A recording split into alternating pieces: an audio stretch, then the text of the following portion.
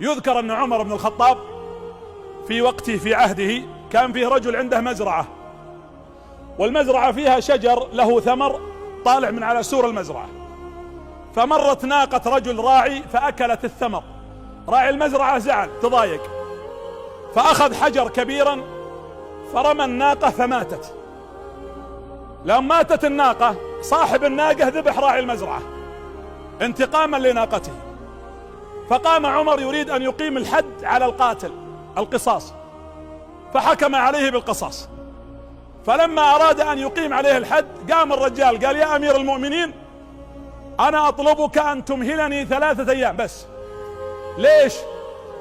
قال: أنا عندي مال لأيتام مؤتمن عليه، أنا دفنته في المكان في الصحراء في البر ولا يعرف مكانه إلا أنا، لو قتلتني ضاع حق الأيتام المساكين، عطني 3 أيام أروح أطلعه وارجع.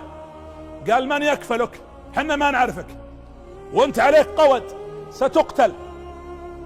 وقفوا الناس يناظرون، ما حد يعرف الرجال، ليس من أهل المدينة. قال: لا أحد يكفلك. فالتفت رجل قال: ألا يكفلني منكم أحد؟ فقام أبو ذر رضي الله عنه قال: أنا يا أمير المؤمنين أكفل الرجال هذا. قال له عمر: تعرفه؟ قال: ما أعرفه. قال: تعرف كفالتك له إذا لم يرجع؟ قال: أعرف، إذا ما رجع قصيت راسي أنا. قال: اذهب. أطلقوا الرجال وجلسوا ينتظرون الليلة الأولى، الليلة الثانية، الليلة الثالثة، الناس حاطة ايدينها على قلوبها خايفين على أبو ذر. فلما وقف عند مكان تنفيذ القصاص وقبل غروب الشمس قال عمر: قربوه، يعني خلاص. فلما دنت الشمس من الغروب فإذا بالرجل يقبل عليهم يركض. فلما جاء قال له عمر: ما الذي أرجعك وقد كان بإمكانك أن تفر تنحاش؟ قال: يا أمير المؤمنين، خشيت ألا أعود فيقال ذهب الوفاء في الناس.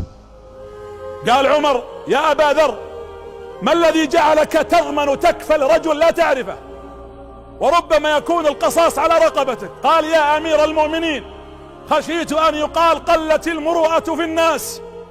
فشاف الولد اللي مقتول أبوه صاحب الدم الموقفين فقال: يا أمير المؤمنين، تنازلت لوجه الله. قال له عمر: ليش؟ ما الذي دفعك على هذا؟ قال: خشيت أن يقال ذهب العفو والعطاء والكرم في الناس.